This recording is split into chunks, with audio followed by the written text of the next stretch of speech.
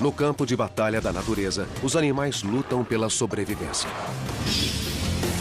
Esse conflito levou à evolução de uma arma extraordinária, que mudou para sempre as regras do combate entre predadores e presas. É uma das mais fantásticas conquistas da evolução. Os olhos. Evolução. A história da sobrevivência. Evolução.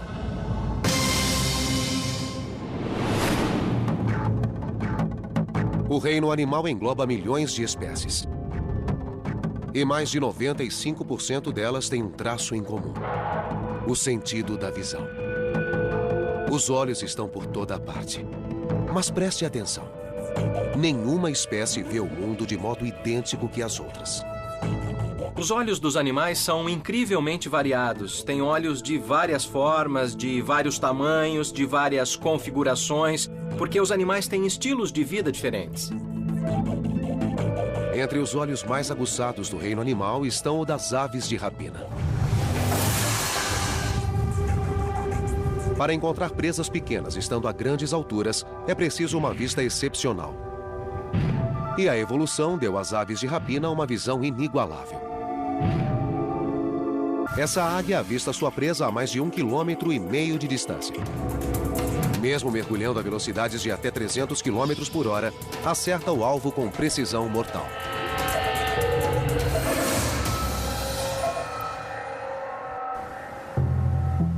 O segredo da eficiência da águia?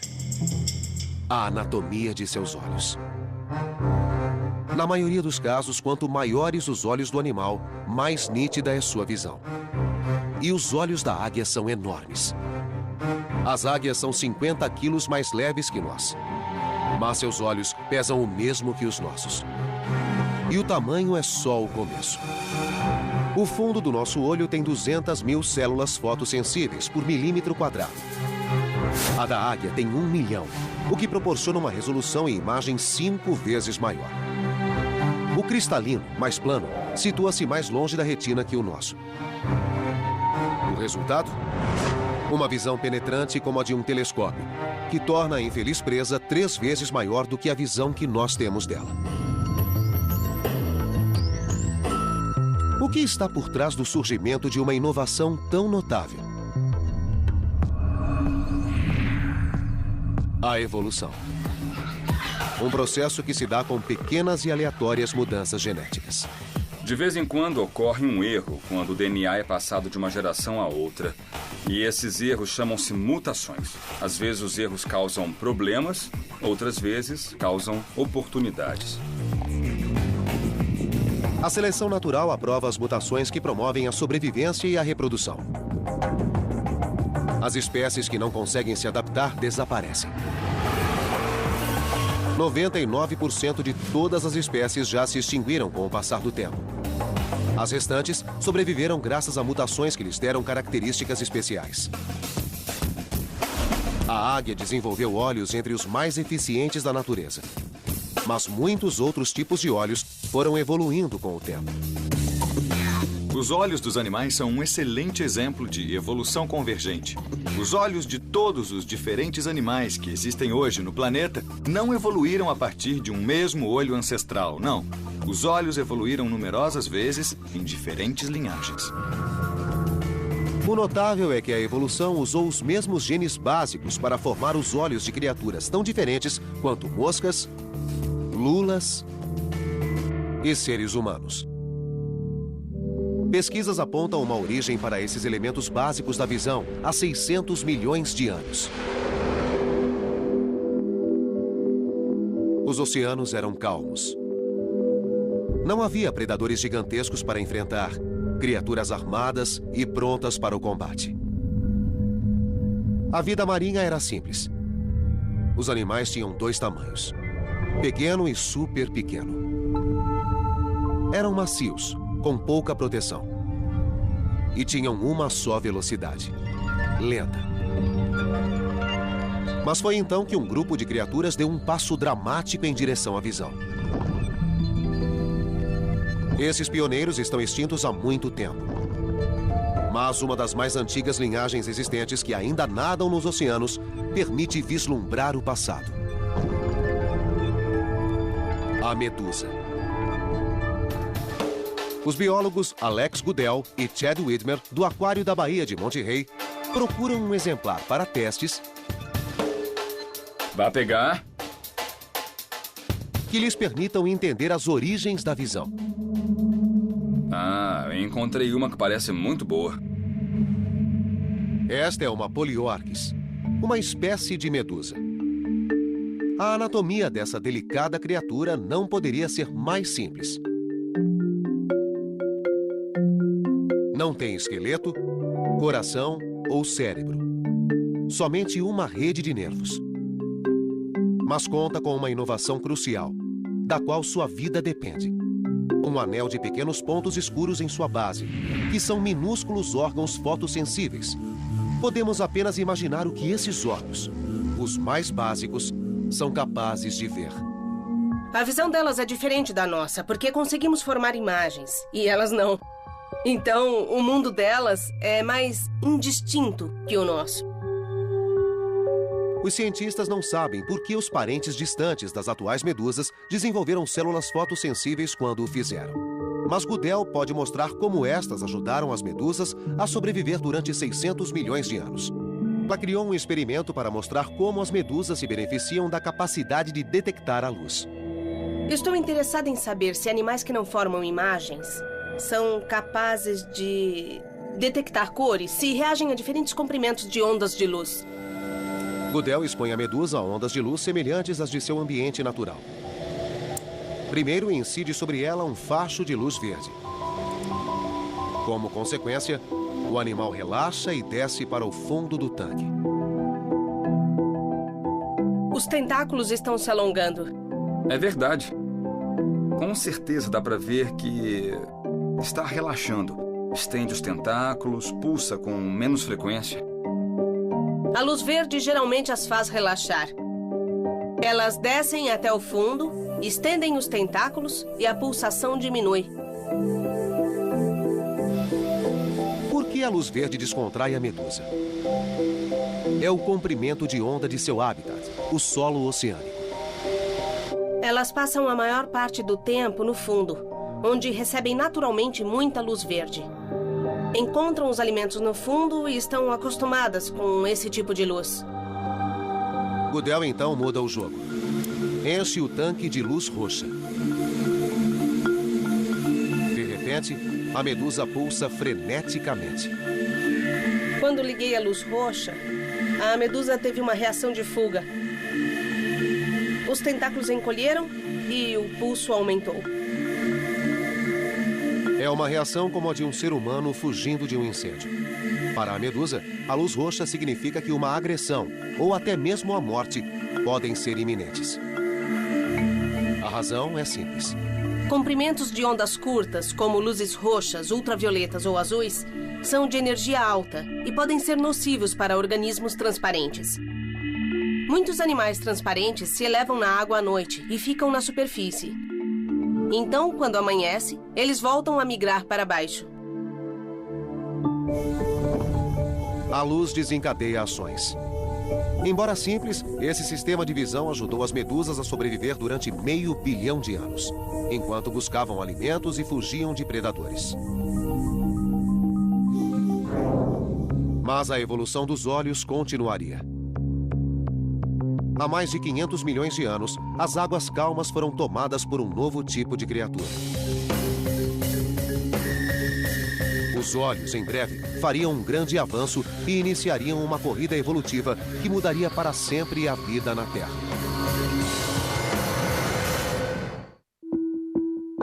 A aurora da Era Cambriana, há 544 milhões de anos. O reino animal passa por um período de transição. Os primeiros animais eram criaturas simples e passivas, vagando nas correntezas ou ancorados ao solo marítimo. Mas no curso de 50 milhões de anos, muito iria mudar.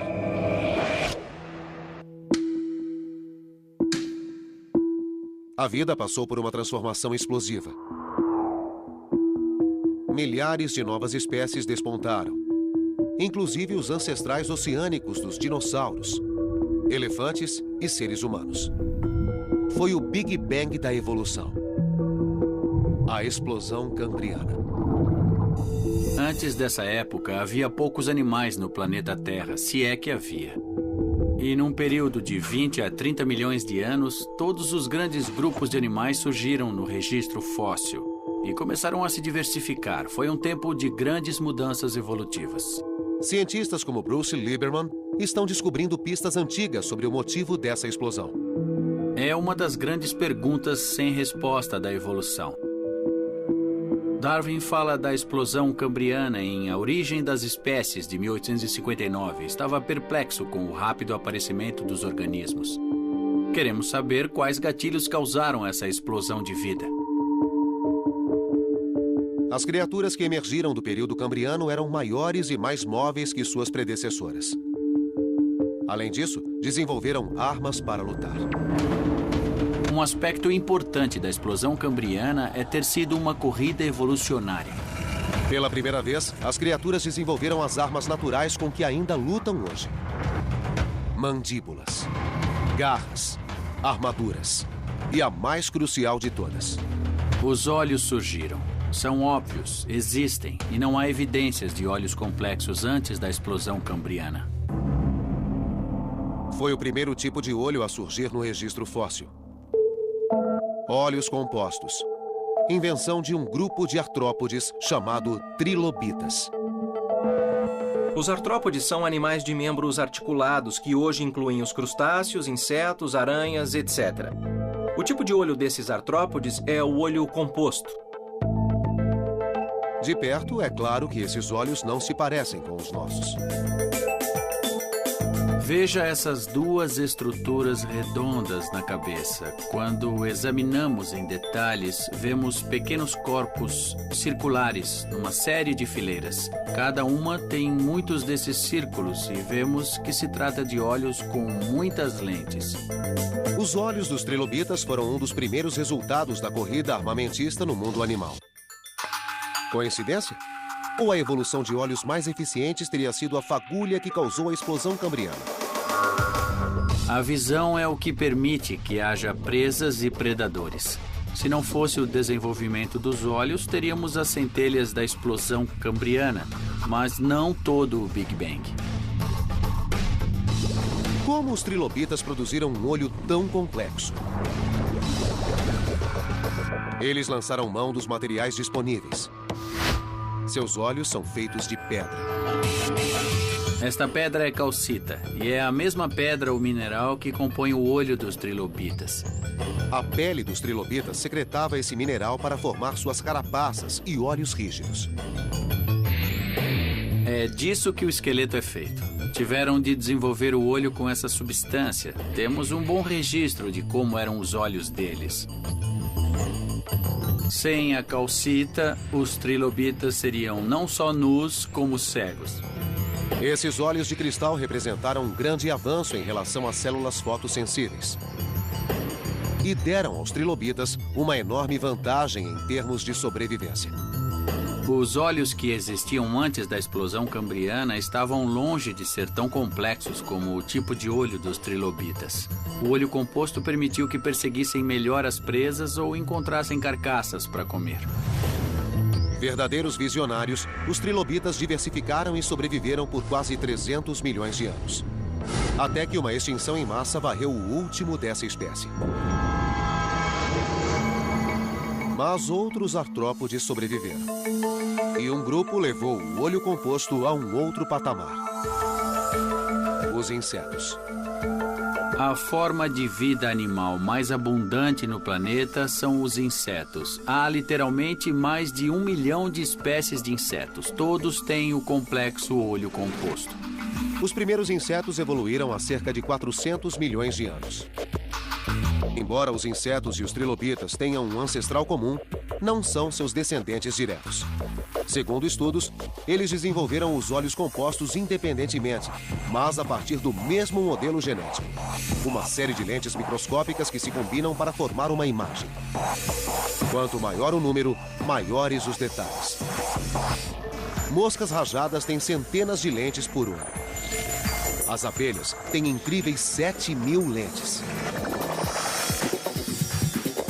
Mas a evolução levou um inseto a desenvolver um olho composto de espantosa complexidade. A libélula.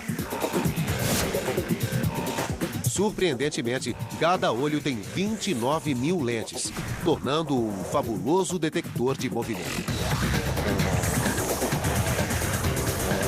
Quando persegue uma presa veloz, chega a atingir 60 km por hora. Os olhos não focalizam bem, mas sua velocidade de processamento é extraordinária, distinguindo imagens 5 vezes mais rapidamente que os nossos. O resultado são reflexos relâmpago, ideais para sincronizar ataques e evitar colisões em alta velocidade.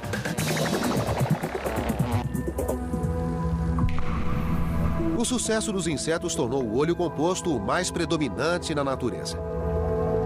Mas não foi o único sistema de visão que emergiu da explosão cambriana.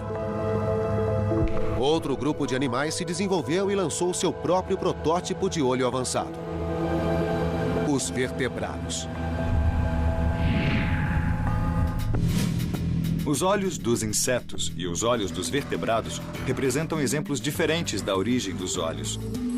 Eles partiram de diferentes ancestrais, mas chegaram ao mesmo fim. Os olhos dos vertebrados começou como um simples detector de luz. Com o tempo, evoluíram e se tornaram um sistema de mira dos maiores predadores da história.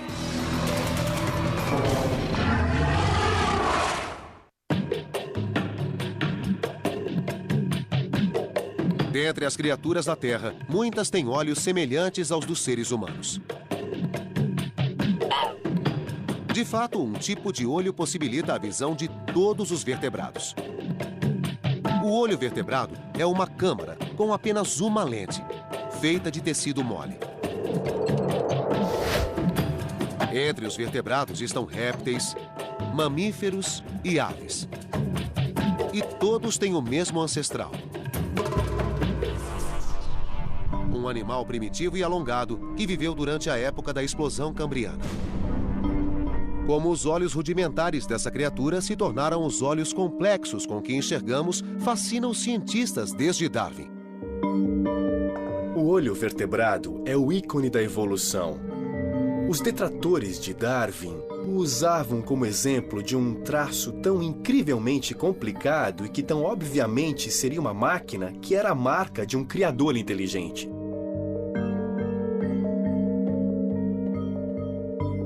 A famosa resposta de Darwin foi passar por uma série de etapas evolutivas e mostrar que se pode começar com células fotossensíveis na superfície da pele e, a partir daí, criar um olho numa região rebaixada ou colocar as células fotossensíveis nessa região, criando o primeiro senso de direção. E, a partir daí, pode-se criar outros tipos de partes oculares para focalizar. E assim ele mostrou que era plausível que uma série de etapas tivesse levado ao complexo olho-câmera. Esse novo olho predominou entre as criaturas marinhas, fornecendo uma arma avançada na batalha entre predadores e presas. Os genes formadores de olhos foram passados para todos os ramos da árvore dos vertebrados, do primeiro peixe aos tubarões. E para os habitantes de águas rasas, que passariam a visar um mundo inexplorado. A Terra. Uma nova arena que um grupo de predadores viria a dominar. Essas criaturas, os dinossauros carnívoros, surgiram há 230 milhões de anos. Durante os 160 milhões de anos seguintes, governariam o reino animal, enchendo o registro fóssil com os ossos de suas presas vencidas. O que tornou os dinossauros carnívoros predadores tão eficientes? Seu tamanho? Sua velocidade? Sua série de armas mortais? Tais traços são comuns a qualquer mega predador. mas são inúteis sem outra técnica vital: a capacidade de mirar presas. Os dinossauros carnívoros certamente tinham os maiores olhos da história. Mas como sua visão os ajudou a se tornar predadores tão extraordinários? A missão do paleontólogo Kent Stevens é responder essa pergunta.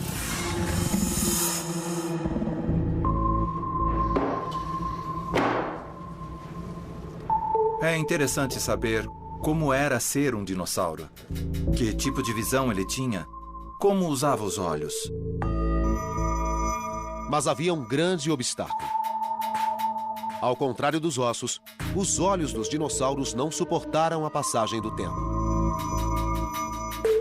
É preciso preencher as lacunas porque o tecido do globo ocular nunca é preservado. Tudo o que resta são os ossos. Stevens usa os ossos para fazer maquetes de cabeças de dinossauros, que podem revelar como era a visão desses animais. Encontrei um meio de compreender como era que o dinossauro olhava o mundo a partir da minha visão do animal. Stevens criou um modo novo de simular a visão dos dinossauros usando lasers. O raio ilumina o olho, permitindo a Stevens traçar sua linha de visão. Quando o olho iluminado é obscurecido pela testa ou focinho do animal, Stevens chega ao limite do que o olho podia ver. Decidi traçar as linhas de visão sobre um vidro entre mim e o animal, sendo que, se eu não pudesse vê-lo, ele não poderia me ver. Mapeando as linhas de visão dos dois olhos, Stevens calculou o grau de sobreposição. Tenho esses pontos e, quando os conecto, isto representa a região que ambos os olhos podem ver.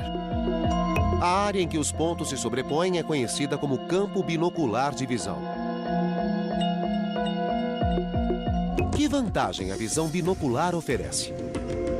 A visão binocular, ou seja, ver algo com os dois olhos, é ótimo para avaliar profundidade.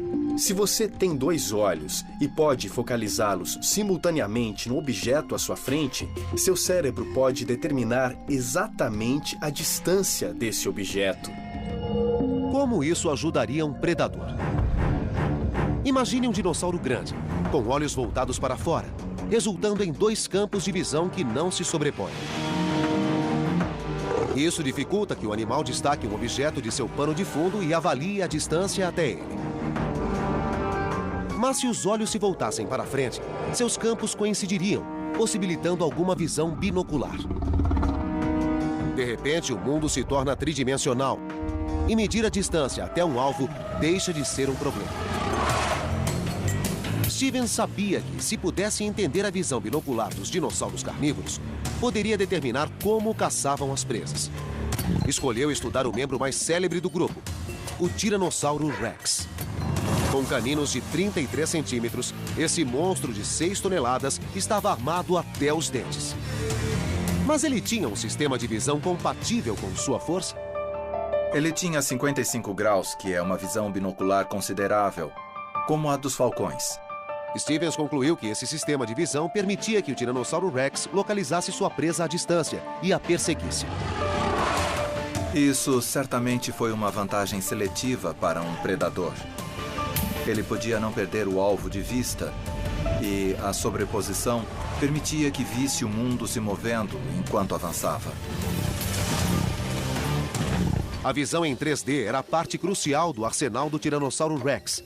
E examinando crânios de vários estágios da história do animal, Stevens descobriu que sua visão em 3D foi melhorando com o tempo. Seu focinho e sua face se estreitaram para permitir que os olhos se voltassem mais para frente. A evolução moldou a cabeça desses animais com um propósito. Houve uma progressão em direção a uma visão cada vez mais binocular. Então foi uma vantagem para o animal. Com olhos voltados para frente e diâmetro de 10 centímetros, a visão do Tiranossauro Rex estava entre as mais detalhadas do reino animal. Mas Stevens descobriu que nem todos os dinossauros carnívoros eram como o Tiranossauro Rex. Este é o Alossauro. Foi o maior predador do final do Jurássico. Seus olhos são muito voltados para fora. Não só isso, como há também uma estrutura aqui sobre o focinho do animal que obliterava totalmente a visão do lado esquerdo sobre o lado direito e vice-versa. Então este animal tinha anti-olhos que lhe impediam ter um campo de visão muito amplo. O alossauro tinha 20 graus de visão binocular. Como um dinossauro com uma visão tão limitada foi uma fera do Jurássico? Será que a visão menos binocular obrigou o alossauro a sofisticar seu método de caça? Predadores modernos que têm pouca sobreposição entre os olhos são predadores de emboscada, como o crocodilo moderno. Um dos aspectos importantes desse predador é poder vigiar e saber o que se passa ao seu redor. Então, os olhos laterais são totalmente coerentes com os predadores de emboscada. Eles esperam que as presas cheguem até eles e precisam avaliar qual é o momento certo de atacar e abater a presa.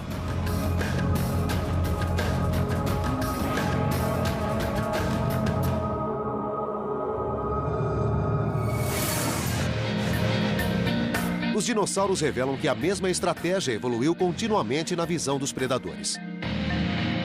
No caso das presas, a estratégia é oposta. A visão delas evoluiu de modo a ajudá-las a escapar dos predadores. Enquanto os caçadores desenvolviam olhos cada vez mais próximos para mirar as presas, os olhos destas se afastavam cada vez mais. Hoje, os coelhos levam essa estratégia ao extremo, com visão de 360 graus. Os olhos dos coelhos situam-se nas laterais superiores do crânio.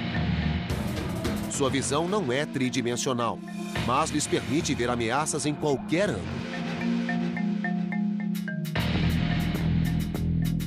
Os coelhos, tal como os humanos, são mamíferos. E quando os dinossauros ainda dominavam a Terra, aos nossos ancestrais mamíferos não bastava ficar de olhos abertos.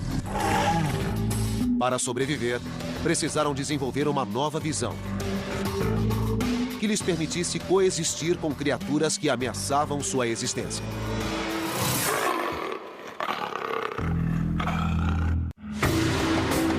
Há 100 milhões de anos, os dinossauros dominavam a Terra.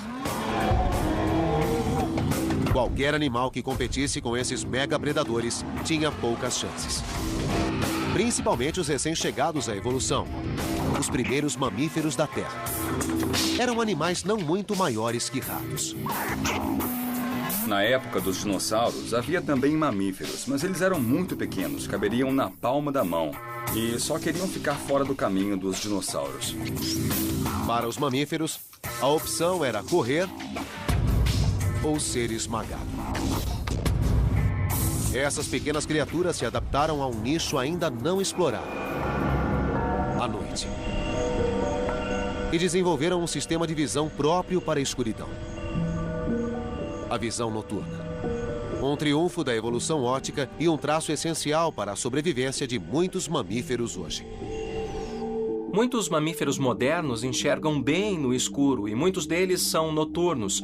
E, em alguns casos, isso deve ser um vestígio da herança evolutiva de mamíferos pequenos que se escondiam dos dinossauros e saíam à noite para se alimentar. Que mudanças a evolução impôs aos olhos dos animais noturnos?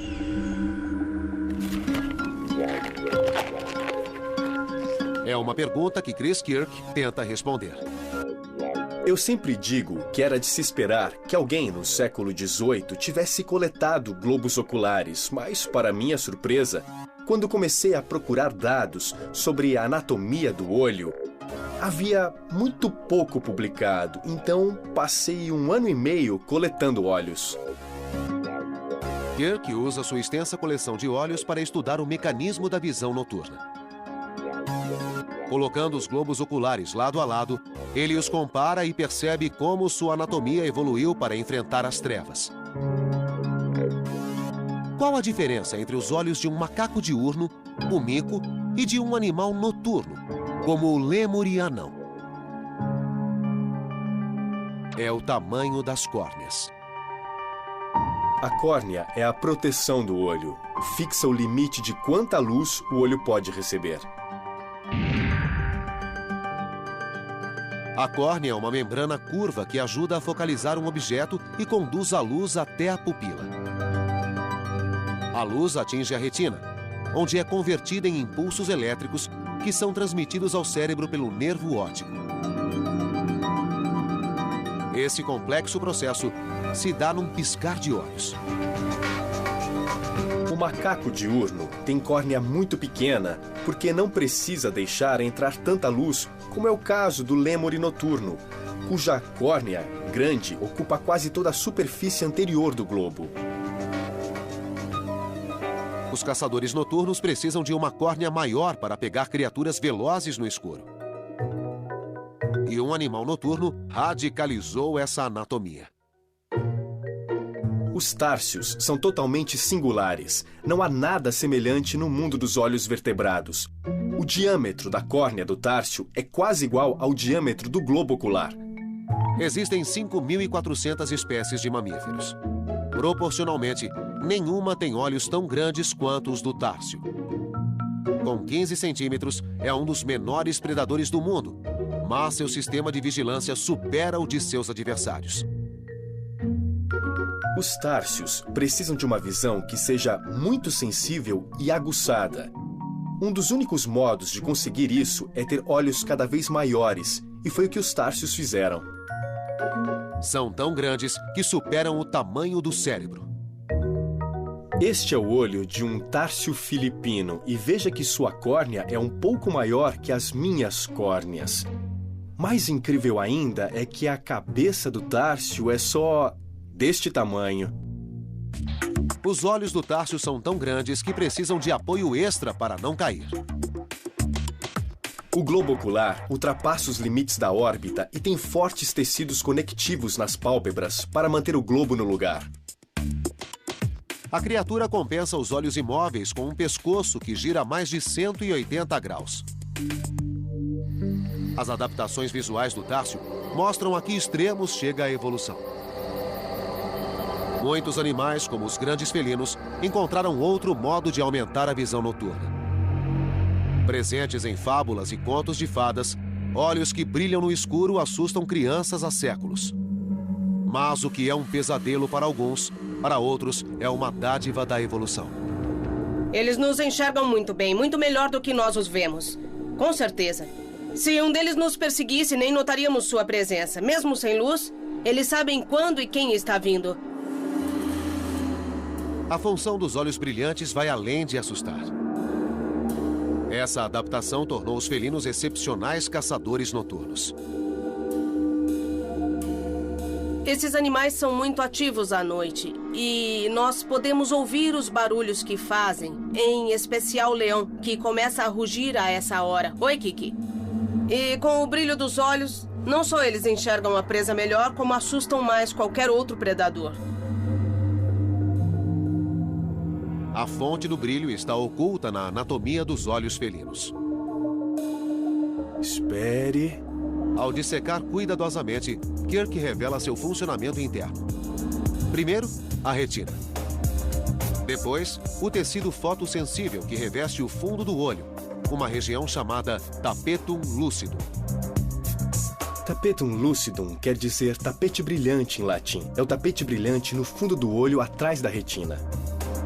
E como esse mecanismo funciona? No olho humano, há um pigmento preto atrás da retina que absorve a luz para que não se disperse. Mas em espécies com o tapetum, a luz que não é absorvida pela retina repercute no tapetum, o espelho atrás da retina, e tem uma segunda chance de ser absorvida. Portanto, existem duas chances de absorver cada fóton de luz que o olho captura. Ao repercutir, parte da luz é refletida para fora, causando o efeito brilhante. Para os felinos, esse mecanismo traz benefícios extraordinários. 1/6 da luz de que os humanos precisam lhes basta para suas atividades noturnas. Acho que o tapetum é uma adaptação maravilhosa. Foi uma solução muito elegante para um problema biológico muito objetivo. E colocar um espelho atrás da retina para aumentar a sensibilidade é muito simples. Os felinos não foram os únicos mamíferos a desenvolver soluções engenhosas para enxergar à noite.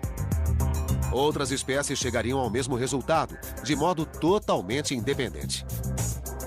Acho que o mais interessante a respeito da evolução do Tapetum lucidum é que foi uma solução tão boa para o problema de aumentar a sensibilidade que muitos grupos de mamíferos chegaram à mesma solução independentemente. E quanto a nós? Mesmo sendo mamíferos, não enxergamos bem à noite. Isso porque há 30 milhões de anos, nossos ancestrais trocaram a noite pelo dia. Quando esses primatas se mudaram para um novo nicho, desenvolveram olhos capazes de ver o mundo como nunca antes. O olho humano é capaz de decifrar 2,3 milhões de cores com velocidade e precisão que fazem um computador parecer lento. Nossa visão de cores é superior à de muitos outros mamíferos, que precisam sobreviver com bem menos. Para os cães, o mundo é virtualmente destituído de cores. Apenas um pequeno número de espécies, incluindo nossos parentes primatas, são capazes de ver uma gama completa de amarelos, azuis, verdes e, mais importante, vermelhos. Mas os primeiros primatas não possuíam essa exímia visão de cores. Sua evolução se deu na esteira de uma extinção em massa. 66 milhões de anos atrás, um asteroide gigantesco causou a extinção dos dinossauros não aviários e abriu caminho para o surgimento dos mamíferos. Depois do fim dos dinossauros, os mamíferos se espalharam. De repente começaram a se diversificar e um grupo de mamíferos, os primatas, foram direto para as árvores. Quando foram para o alto das florestas, os primatas se tornaram uma nova espécie. Uma das linhagens passou a ser diurna. Os ancestrais dos atuais macacos e humanos. E seus olhos passaram por uma nova adaptação inexistente nas espécies anteriores. A expansão da visão das cores. Uma gama padrão de cores, que consistia de azuis e verdes, passaram a incluir vermelhos. Por que os primatas precisavam ver o vermelho nesse novo mundo? Os biólogos buscam pistas nos primatas de hoje. O macaco guariba é um animal singular que pode nos ajudar a entender nosso próprio passado evolucionário. O biólogo Nate Domini passou a carreira pesquisando primatas para entender nossa própria evolução. Eles são quase como uma máquina do tempo para saber como o macaco ancestral na África e na Ásia teria sido. Nós podemos obter pistas de como era sua dieta, seu comportamento, sua anatomia. E esse animal ancestral foi quem deu origem a todos os macacos posteriores e depois aos humanos. Domini queria saber por que a seleção natural favoreceu uma melhor visão de cores em nossos ancestrais. O que eles ganharam conseguindo ver a cor vermelha? Domini passou um ano estudando primatas em seus hábitats naturais. Minha pesquisa de doutorado incluiu ir para a África estudar macacos com diferentes dietas e chimpanzés para saber se havia algum alimento comum ao qual todos eles recorreram e que podia explicar por que esses macacos tinham uma visão de cores muito semelhante. Domini percorreu a floresta em busca de amostras para testes, esperando coletar folhas com as quais os macacos se alimentavam. Mas havia um problema. Ele não alcançava o que os macacos comiam. É difícil na floresta tropical. Quando um animal está no alto de uma árvore comendo algo e você quer uma amostra, não é muito fácil conseguir. Como não tinha outra escolha, ele adotou uma arma. Usamos um robusto estilingue panamenho para disparar pedrinhas nas copas e derrubar folhas. É um bom modo de coletar amostras dos alimentos dos primatas. Após coletar e guardar as amostras, Domini começou o verdadeiro trabalho. Usando um instrumento chamado espectrômetro, ele registrou a cor de cada folha que recolheu. Está vendo esse pico aqui no espectro verde? Isso indica que a folha é verde. Então, comparado com aquela, o pico desta aqui acontece mais nas regiões laranja e vermelha. Esses dados levaram a uma notável descoberta. Os macacos não só comiam folhas vermelhas, como estas compunham a maioria de sua dieta. E quanto mais vermelha a folha, mais jovem e mais nutritiva. As folhas velhas e maduras são verdes, duras, cheias de toxinas. São folhas que é melhor evitar. Então, os primatas em geral procuram sempre as folhas que são mais jovens. E se essas folhas jovens também tiverem uma cor que as distingua das folhas maduras, então é vantajoso desenvolver um mecanismo que detecte as folhas mais jovens. Para os primatas, o vermelho não era apenas mais uma cor. Era uma baliza. Um meio de orientação que lhes permitia localizar o melhor alimento à distância. Quando vê folhas vermelhas no alto das árvores, ele sabe que são jovens. E assim, pode poupar energia e tempo e ir diretamente até essas folhas, em vez de procurar aleatoriamente pelo ambiente. Uma melhor visão das cores. Uma estratégia evolutiva que os cientistas descobriram ser apenas uma entre muitas. Os primatas logo se beneficiariam de outra adaptação crucial: a visão binocular. É um traço que os predadores já haviam desenvolvido. Mas, para os primatas, serviria a um novo propósito. Os primatas têm olhos na frente da cabeça, mas não são predadores. A vantagem de ter dois olhos voltados para a mesma direção é a percepção de profundidade.